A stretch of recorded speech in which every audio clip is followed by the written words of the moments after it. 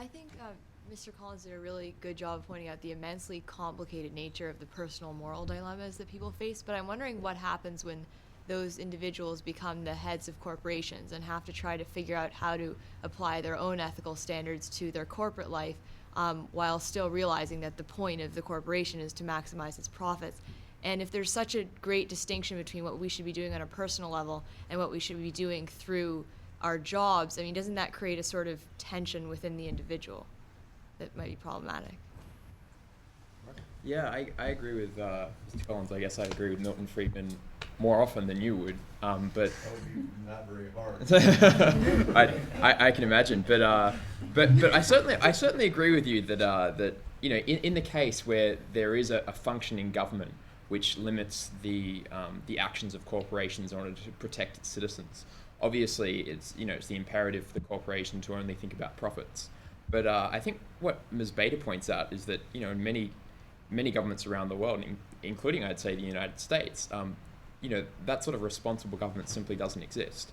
And it would be my view that Ms. Bader's proposal to say that a whole lot of companies have sort of come together in a particular country and decided they would like a government that restricts their actions so that they can operate under certain standards, because they agree that profits probably aren't going to change and the public image will be bolstered, and the fallout from not participating in this framework will be some sort of disincentive, whether it be the media will suddenly jump on the bandwagon of BP is not acting responsibly while its competitors are.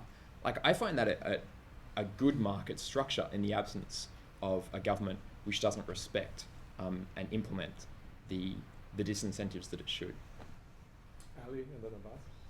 Yeah, so piggyback a little bit off Mark and Aaron earlier, I'm really interested in the issue of accountability, and I think it's flawed to say that we can't hold corporations accountable and shouldn't.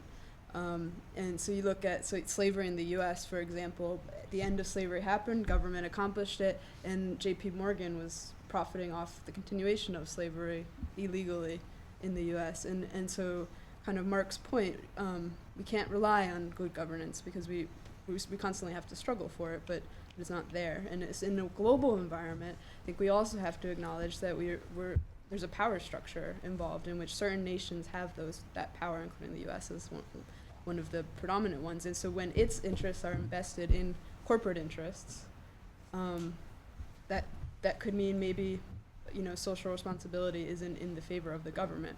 So how do we, beyond a framework, because there's no teeth to this, how do we hold corporations accountable?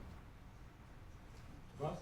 Yeah, I just want to piggyback on a couple things. One that Aaron said on the Friedman issue about where I see it kind of falling apart is kind of, so he argues that the corporations aren't built for this kind of activity to build socially responsible enterprise. But if they're able to have a functioning unit for lobbying on the other side of the equation, that proves to me that they are capable of dealing with this, because they do recognize that it's somewhat in their interest to continue these processes. So if they can engage on the issue, why can't they get engaged the other way on the issue? And secondly, one of the biggest problems I'm having, and I think I'm falling in line with you, Ms. Bader, about kind of the do no harm principle. It seems like the way we're looking at it, and the way you're talking about, Mr. Collins, is kind of boycott Nike, do activity on the back end versus on the preventative end. And we're constantly seeing more harm continue to happen. And then you have a campaign to say, no, don't do that. And eventually enough public pressure comes, and then they stop. But the harm's already been done, and then the harm gets done again and again and again. And how do we break that cycle if we're going to follow that mindset of it's going to be checked on the other side versus on the prevention side? Christine, do you want to take first? Sure.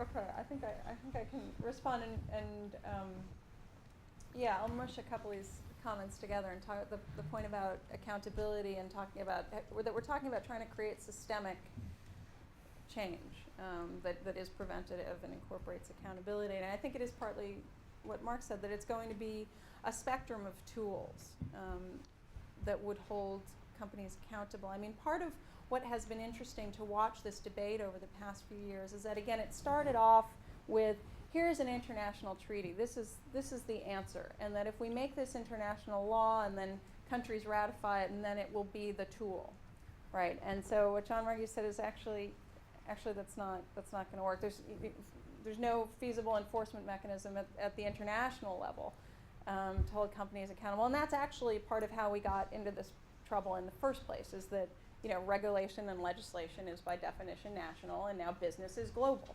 And that there are all sorts of loopholes and complications in trying to regulate international business. So that's how we got into this trouble in the first place, is that there are governance gaps for international business.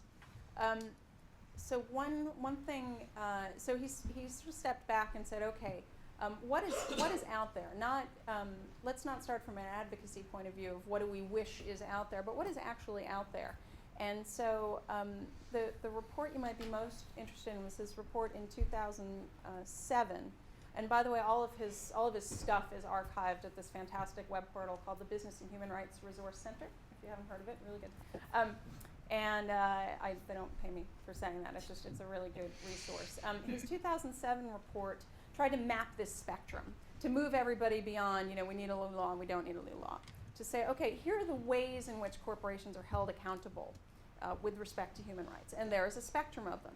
So on the one hand, we can look all the way over to corporate accountability for international crimes, and there, as more and more countries ratify the International Criminal Court statute, where some countries provide for criminal prosecution of legal persons as well as natural persons, then companies can be held accountable for international crime. So looking at jurisdictions where that is in place, drawing on some really good studies that are out there that are also posted on that site.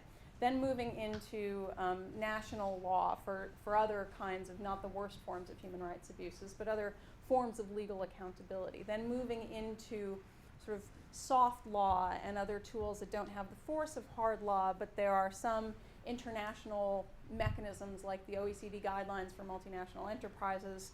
They have some accountability mechanisms. There are people who investigate complaints and are supposed to hand down some kind of sanctions. Like some of these industry initiatives now have some form of accountability. So if a company signs up to one of these initiatives, they're supposed to do some reporting, they're supposed to demonstrate their progress. If they don't do that, they can get kicked out, which some might say is not a real form of accountability, but actually for companies it is. It's a reputational hit, and if you say you're going to do something, you do it, in part because of your consumers, and in part because now increasingly companies are getting sued simply for not doing what they say they're doing. And then moving into voluntary regulation by companies, both at an industry or at an individual company level. And again, the point being that if companies say they're going to do something, there is some sense that there will be sanctions in some form, whether legal or not, that they will do it. So that's the point really, is that there is a spectrum of ways in which corporations can and should be held accountable for human rights, and that will always be the case, that there is a whole spectrum, and we need to look at that whole spectrum and see where are there gaps and where can the things that exist be strengthened. But independently of to maybe belabor the point, independent of the mechanisms, there's still the need for the vernacular and the framework within which any of these, because without them, almost any of these mechanisms are going to be greatly impaired. Right, and so it's agreeing the fundamental principles that underlie all of these things. Right. I think it's a lot less complicated than that. I think it's, you could have the myth that corporations have this, soul or intentionality. You just wouldn't get anything done. And I think you made a good point, and that is that, a lot of this stuff actually, which is on the surface the right thing to do from a moral standpoint, it's also really good business. And I think educating people about that is a really good thing. That, if you actually treat your employees well, maybe there's a short-term pain, but we had a business turnover was 35%. We reduced the turnover by paying people more and giving them better health care to 4%, and our training costs went down and productivity went up and so forth and so on.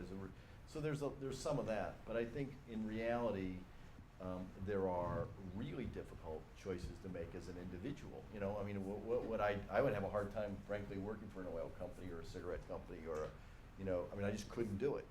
I couldn't work for a company that that owned big operations in China, that was shipping arms to the Janjaweed. You know, I just couldn't do it. So I think it's a question of being realistic about where you can make a difference. There are enormous problems in the world, more now than ever before. There are, you know, there are slaves, there is poverty, there are children dying of malaria, there are people losing their homes because they were screwed by some, you know, Wall Street firm. There are, you know, just these gigantic environmental problems.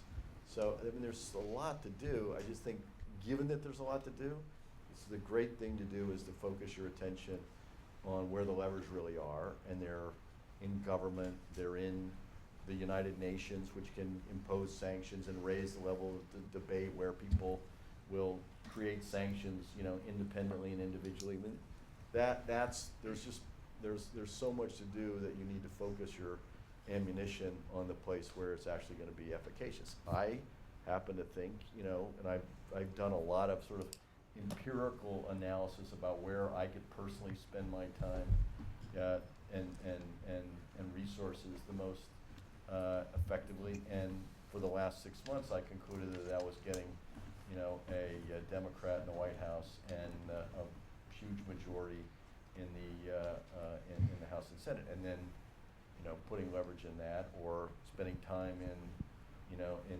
Beirut or Jerusalem or, you know, Cairo, understanding, you know, the dilemma there. But I mean, everybody's got their own way to do it, but having a fairy tale is counterproductive.